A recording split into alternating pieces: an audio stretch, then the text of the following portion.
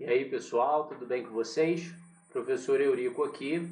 Hoje a gente vai para a parte 4 dessa primeira unidade e hoje eu vou falar para vocês de osteocinemática, que nada mais é do que a relação que há entre o movimento dos ossos em torno das articulações, tá bom? Então bora para a aula.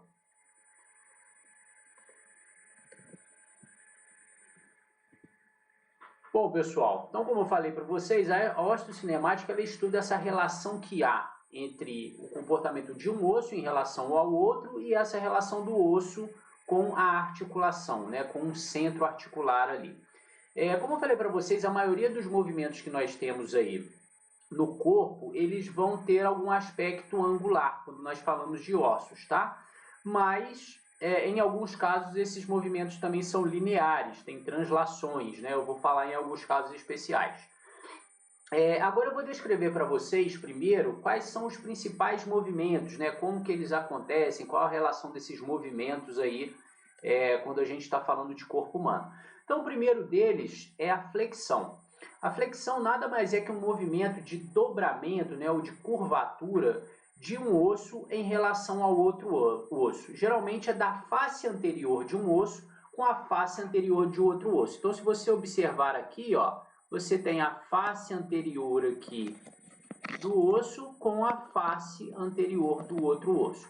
Isso daí fazendo um ângulo, tá?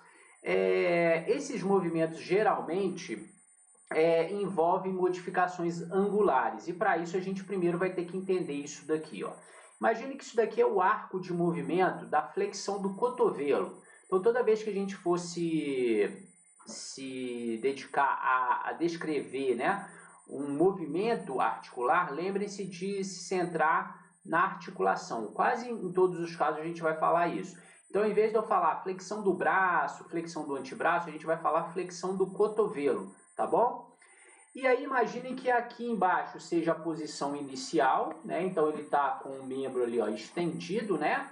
Como se fosse em posição anatômica, né? Só a gente lembrar ali. E ele fez esse movimento de flexão aí da articulação do cotovelo. Então, essa linha vermelha que vocês estão vendo aí, esse meio círculo, representa o arco de movimento, tá bom? Vejam que o arco de movimento ele se interrompeu ali. Então, quando ele parte daquela posição inicial e chega até aqui, eu chamo isso de ângulo absoluto, tá? Então, é só lembrar, quando eu estou na posição anatômica de referência, né, naquela posição paradinha, os braços, os cotovelos estendidos e tal ao longo do corpo, todas as articulações estão com 0 graus, elas estão zeradas. Então, à medida que ele subiu ali, ó, foi flexionando o cotovelo, veja que o ângulo de flexão vai aumentando, né? A ponto que ele chegou aqui em cima, eu poderia que ele está aí a aproximadamente 120, 130 graus de flexão. Eurico, mas como é que você sabe isso? É só pensar, ó, 90 graus vai ser mais ou menos por aqui, ó. Saiu daqui, né? E chegou até aqui, ó, 90 graus. Ele andou mais esse pedacinho. Então, estou chutando aqui, tá, um valor, 120 graus. Então, partindo dessa ideia de ângulo absoluto, eu poderia dizer que à medida que nós fazemos a flexão, esse ângulo vai aumentando, esse ângulo absoluto. Porém, eu posso estar interessado em observar outro tipo de ângulo, que é qual? É o ângulo relativo. O ângulo relativo é esse daqui, ó, é o ângulo que se faz da face de um osso com a face do outro osso. Então, nesse caso ali, ó, quando ele está naquela posição, aquele ali é o ângulo relativo. Digamos que aquele ângulo relativo ali tem em torno de 30, 40 graus, tá? Então, nesse caso, eu posso dizer que à medida que ele faz a flexão, o ângulo relativo diminui. Por quê? Se ele estivesse aqui, ó, imagine que ele estivesse nessa posição aqui, ó, próximo a 90 graus, opa, desculpa que eu apertei coisa errada aqui, próximo a 90 graus,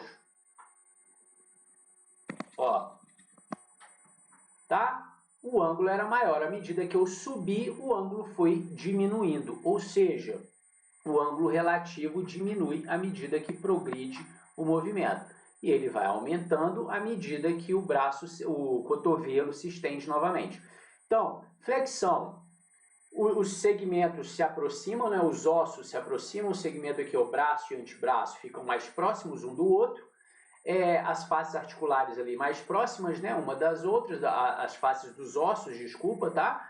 E o ângulo vai depender. Se for o ângulo absoluto, ele vai aumentando à medida que flexiona. Se for o ângulo relativo, ele vai diminuindo à medida que flexiona, tá bom? Então isso daí é flexão.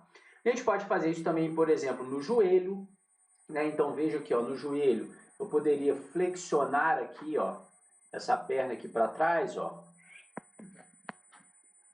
Desculpe, mas eu tô ruim hoje na caneta, pessoal, foi mal. Vamos novamente. Então esse ângulo aqui, ó, peguei aqui e começo a flexionar, mudar ali para cima. Então, nesse caso aí, é a mesma coisa, só que a gente está falando na parte posterior aí do corpo, tá bom? Muito bem. Agora vamos entender o que é extensão. Extensão é um movimento oposto à flexão. Então, as faces dos ossos, elas se afastam, né? E em relação aos ângulos, vai acontecer mais ou menos aquela mesma coisa que eu falei para vocês. Ó. Então, imagine que aquilo ali é o arco articular completo, né? Se eu estiver olhando para ângulo absoluto, à medida que se estende, no caso ali o cotovelo, né? Ó, vou fazer a extensão do cotovelo. Então, estou descendo aqui, ó. Tá? À medida que eu faço a extensão, esse ângulo absoluto aqui vai diminuindo até chegar à posição anatômica, né? 0. Ou se eu estiver olhando para o ângulo relativo, aí o padrão é oposto, né? À medida que eu faço a extensão do cotovelo, o que vai acontecer? Esse ângulo relativo aqui, ele tende a aumentar, né? Então, à medida que eu for descendo aqui, ó, esse ângulo relativo também tende a aumentar, tá bom? Então, fiquem ligados, né? Ângulo absoluto e ângulo relativo. O ângulo absoluto em relação a um plano imaginário ali, né? Um ângulo de inclinação. E ângulo relativo é de um segmento com o outro, de um osso com o outro, tá bom? Bom, dito isso aí, vamos entrar em outros movimentos articulares que acontecem, né? Então aqui, por exemplo, eu tenho diversos tipos de movimentos aí de extensões e flexões. Lembrando que todos esses movimentos, pessoal, acontecem no plano sagital, aquele plano que corta o seu corpo em metade, direita e esquerda, tá bom? E aí, lembrando, se o plano é sagital, o eixo é médio lateral. Bom, ali a gente tem flexão, extensão e aqui mais um termo, hiperextensão.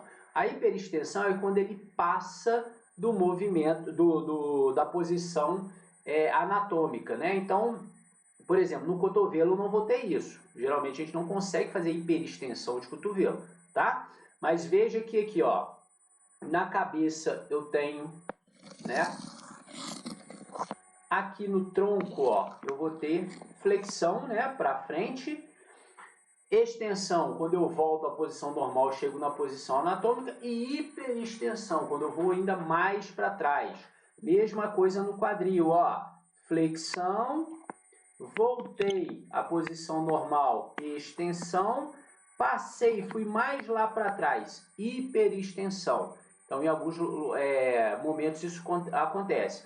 No joelho, é só extensão e flexão, não tem hiperextensão, tá? E a gente tem flexão palmar, dorsiflexão, atenção, tá? Ó, a mudança, né? Flexão palmar, palma da mão para baixo. Dorsiflexão, palma da mão para cima, tá? E aí vejam que aqui, ó, eu não tenho extensão, é tudo flexão, tá? Isso vai acontecer para a mão e para os pés também, tá? Ó, não existe extensão do pé ou extensão ali na mão. Ou é flexão palmar, flexionando a palma da mão para baixo, ou dorsiflexão, flexionando o dorso da mão para cima. Nos pés, flexão plantar, né? Fico na ponta dos pés, ou dorsiflexão, assim como da mão, né? Peito do pé para cima, tirando a ponta dos pés ali do chão, tá bom? E aí tem, né, para ombros, né, flexão de ombro, extensão de ombro, hiperextensão de ombro e assim vai. Agora, outro movimento importante, né, que agora acontecem no plano frontal, são as abduções e aduções. Depois do plano frontal eu vou falar que ele tem diversas particularidades, tá? Mas a primeira que a gente tem que entender é a abdução. A abdução, gente, afasta o segmento do plano mediano ali, né, do centro do corpo. Então, quanto mais afastado lateralmente desse plano mediano, plano sagital, você tem movimentos de abdução. Então, por exemplo, aqui vocês estão tendo um movimento de abdução na articulação do ombro. Eu poderia fazer o oposto, que é a adução. A adução é pegar esse membro que se afastou e aí eu volto ele aqui para próximo ao corpo. Ou até passo ele aqui para o outro lado, né, do corpo. Né? Então, isso tudo é adução, tá? Aqui mais um exemplo de adução, né? Ela está em posição de abdução, então preste atenção nessa figura aqui para vocês não confundirem. Aqui ela está com o quadril abduzido, mas veja o sentido da seta. Ó. Quando ela traz essa perna dela para cá novamente, ela está fazendo a adução, está aproximando do centro. Afastou a perna de novo e foi lá para a posição que ela está ali na figura. Aí ela está em abdução. Afastou, abriu a perna. Tá bom? Bem, agora algumas peculiaridades, né, particularidades aí que a gente tem no plano frontal, que eu chamo de exceções, né? Então, quando a gente faz esses movimentos no plano frontal, lembrando, o plano frontal ou plano coronal, né, aquele que te divide em face anterior e posterior. Os movimentos são nesse sentido aqui, né, nas laterais. Então, quando eu faço esse movimento aqui com o tronco para um lado e para o outro, isso daí é inclinação lateral, tá? E essa inclinação lateral pode ser ou para a direita ou para a esquerda, né? Vai depender aí do lado que você fizer. Quando a gente fala de pés e mãos, também tem particularidades. Com os pés, só o movimento ali no pé, né? Sabe quando você está correndo, torce o pé, né? Faz esse movimento aqui, ó. Ele é um movimento do plano frontal e ele se chama inversão. Existe a outra torção no pé também que se chama eversão. Essa daqui não é tão comum, né? Essa daqui é mais comum, por exemplo, quando a gente torce o pé. Se eu estiver falando aqui, ó, na mão, né? Na verdade, na articulação aqui do carpo, você vai ter aí, entram aqueles desvios, né? Lembra que eu falei para vocês do rádio e da una? Rádio, né? Tá na direção aqui do dedão e a una tá na direção do dedinho. Então, se eu desviei, né? Fiz esse movimento aqui, ó, pro lado do dedinho, ó, desvio ulnar. Se eu fiz pro lado do dedão, desvio radial, porque a una está aqui, o rádio está aqui. Tá? Desvio radial, desvio ulnar. Então, esses movimentos também são movimentos no plano frontal. Outra particularidade em relação às mãos e aos pés é esse movimento dos dedos. Então, quando a gente vai fazer esse movimento de abrir e fechar os dedos, seja dos pés ou das mãos, né? Tem abduções e aduções também. Só que a gente leva como referência um dos dedos. Se eu estiver falando do pé, eu levo em consideração o segundo dedo ali, logo depois do dedão, como vocês estão vendo aqui na figura. Tá? Então, eu tomo como referência ele. Então, o dedão se afastou dele, é abdução. Aproximou dele, adução. Os outros dedos, mesma coisa. Se afastaram dele, abdução. Aproximou dele, adução. E ele mesmo, ele, como é que funciona? Ele faz o segundo dedo aí, ó, do dedão, tá? Ó, presta atenção nesse dedo aqui, ó, que ele é o dedo de referência. Então, isso no pé. Se eu faço o movimento desse dedo para cá, abdução para a esquerda. Voltei à posição dele normal, adução. Se eu for para o outro lado, abdução para a direita. Cheguei no movimento na posição normal dele, adução, tá? E o mesmo vai acontecer para as mãos, só que o que muda é o dedo de referência. Nas mãos é esse dedo aqui, né? O maior dedo que vocês têm ali. Dedo médio, né? Digamos assim. Esse dedo, ele serve como referência, então os outros dois aqui, ó, esses dois aqui, afastou dele a abdução, aproximou dele a adução. Esses outros dois aqui, mesma coisa. Aproximou desse dedo médio, adução. Afastou dele, abdução. E o dedo médio? Não vou mostrar ele para vocês, né? Mas imagine que eu esteja mostrando o dedo médio. Se esse dedo médio está ali, se ele vai para o lado de lá, é abdução para a esquerda. Voltou à posição normal dele, adução. Se ele for para o lado direito, abdução para a direita. Se ele voltou à posição normal, adução. Fechou? Então é isso daí em relação aos movimentos articulares que nós temos no plano frontal. Agora vamos falar no plano transversal, ou plano transverso, ou até mesmo plano horizontal, né? O único plano horizontal que nós temos aí. Bom, geralmente envolvem rotações, tá, pessoal? Rotações. Então, o que você está vendo ali, ó, no primeiro exemplo, figura A e B aqui, ó, isso daqui são rotações, tá? Mais próximo ao corpo, rotação medial, mais afastado a rotação lateral.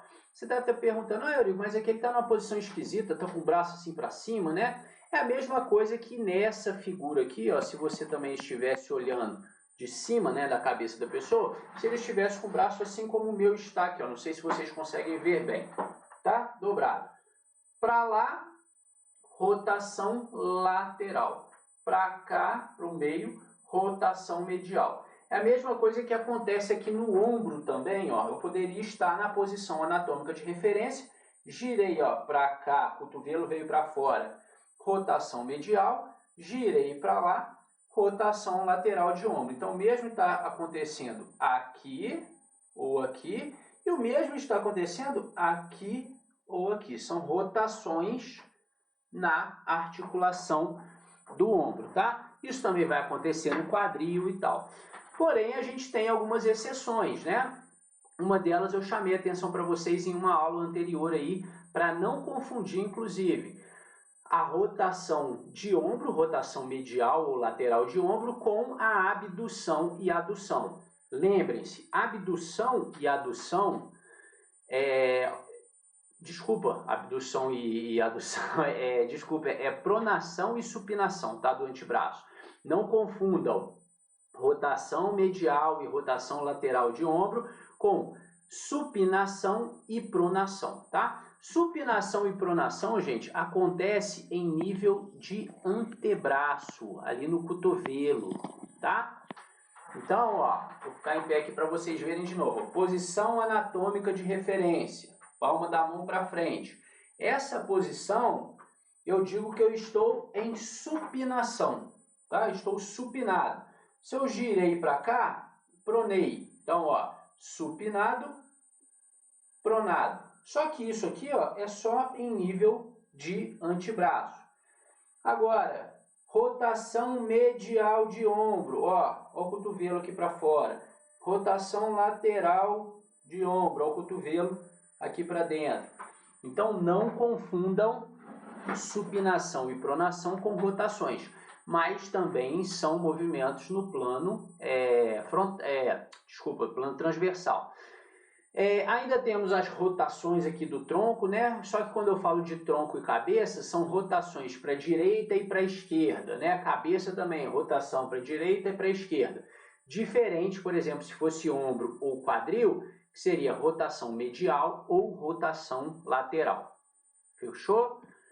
Bom, ainda temos, né, alguns outros movimentos no plano transversal, e é por isso que ele é conhecido como plano horizontal, porque nós temos nesse plano alguns movimentos que nós também chamamos de abdução e adução.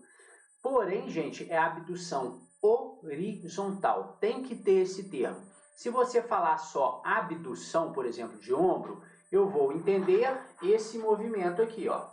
ombro abduzindo, plano frontal, tá?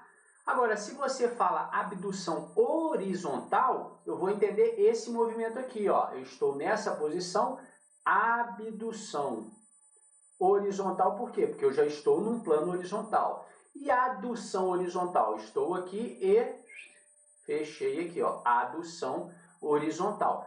O mesmo vai acontecer para o quadril. Então, pessoas que têm vivência, por exemplo, em academia de musculação, tem lá cadeira adutora, cadeira abdutora. Você está sentado com as pernas, né, e joelhos estendidos ali, né? E aí você faz um movimento sentado com a perna abrindo e fechando aqui com você sentado.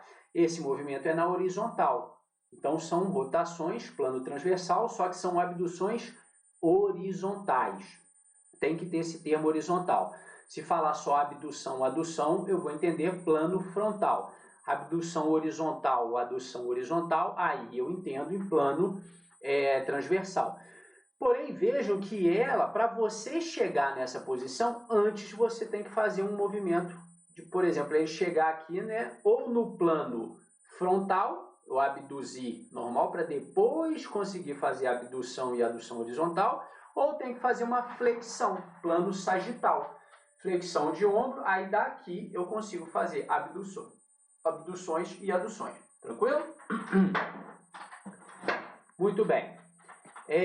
Vamos para a próxima, então, que ainda temos algumas peculiaridades, casos especiais.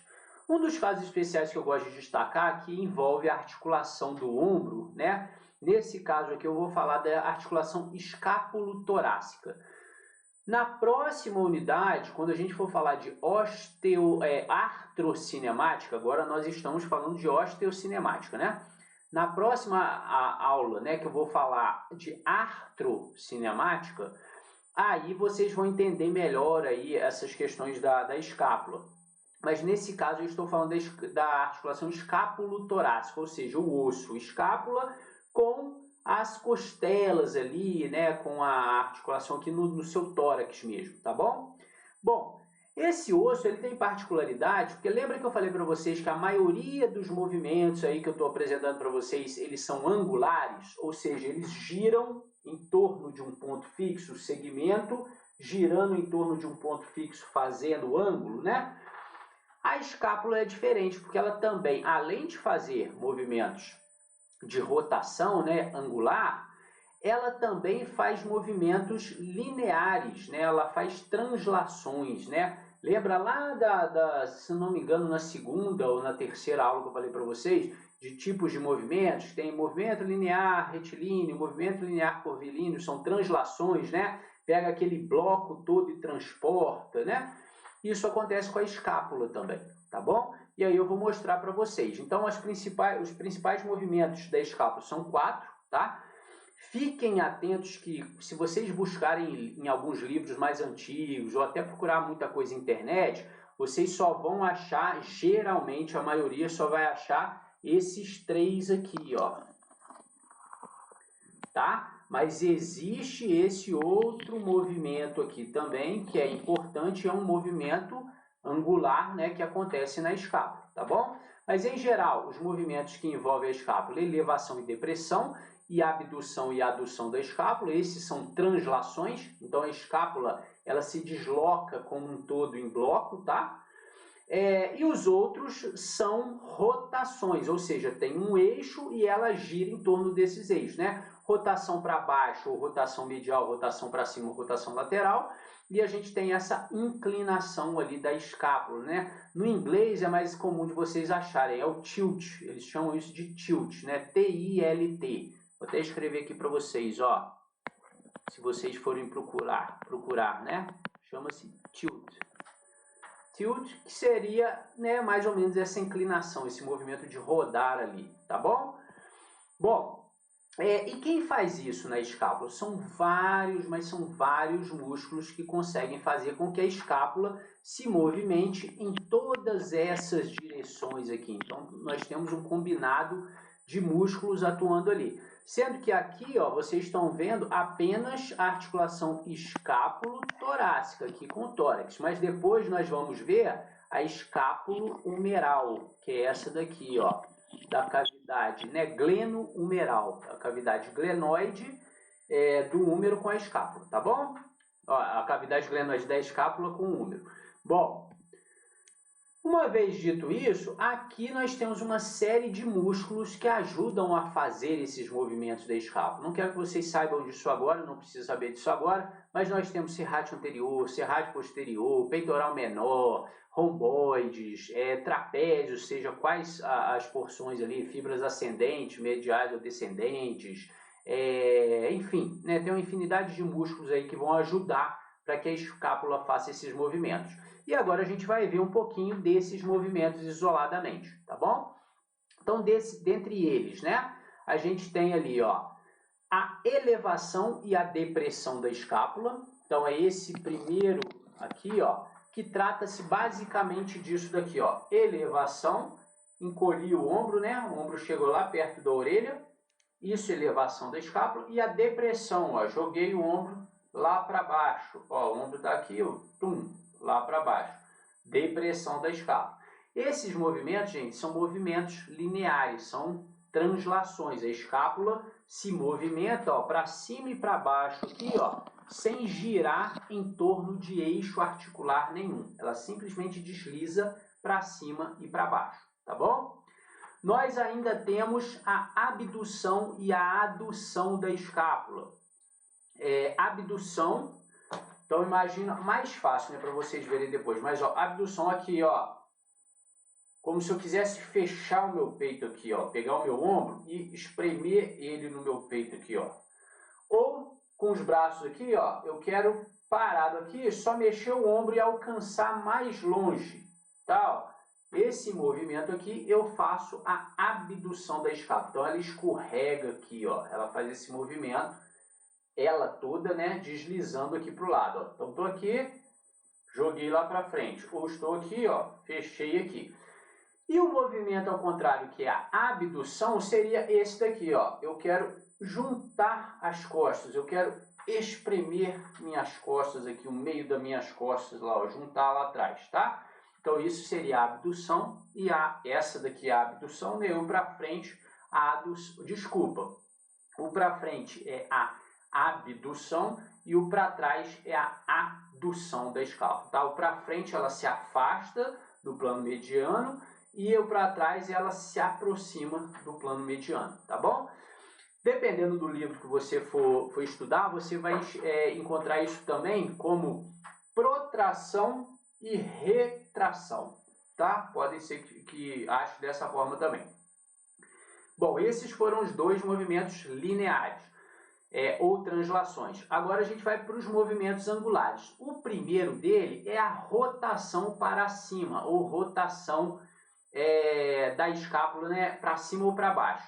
Envolve o movimento aqui, ó, de abdução. Quando você faz a abdução do ombro, plano frontal, a escápula ela gira, né, ou para cima, e quando você volta, ela gira para baixo. Esse movimento que vocês estão vendo nessa figura C aqui, ó, tá?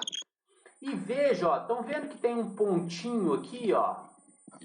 O que é esse pontinho ali? É o eixo, gente, de rotação, ou seja, tem um ponto que está fixo ali, ela está girando, ó, em torno, né? Então, imagino que o eixo esteja aqui, ó, e ela está, ó, girando para cima ou para baixo em torno daquele eixo. Por isso que isso daí é um movimento angular. E o tilt, que seria, né, a inclinação, né, da escápula, que eu falei para vocês que é mais difícil vocês encontrarem em livros aí ou encontrarem na internet. Mas esse movimento aqui, imagine nessa visão lateral que eu estou aqui, ó, tá? E a escápula, ela, vamos supor que ela esteja assim, ela faz esse movimento aqui, ó, de girar. Então é como se o eixo estivesse aqui, né? E ela girasse em torno desse eixo. Esse movimento aqui é basicamente quando eu estou aqui, eu faço a hiperextensão aqui do ombro, ó. Quando eu faço isso aqui, ó, com o braço bem próximo ao meu corpo para trás, imagina a posição de você pegar a carteira aqui, ó, no bolso de trás da calça, tá? Esse movimento aqui faz com que a escápula gire, né, e faça esse movimento que se chama inclinação. Então são alguns casos especiais de movimento. Lembrando que esses movimentos aí, né? Por exemplo, esse movimento de rotação para cima ou para baixo, né?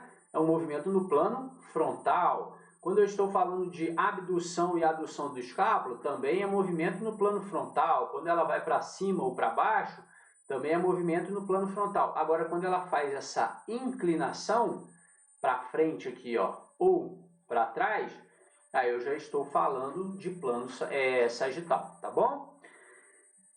Bom, pessoal, eu acho que com isso eu consegui falar aqui nessa aula tudo que eu tinha para falar para vocês de osteocinemática, né?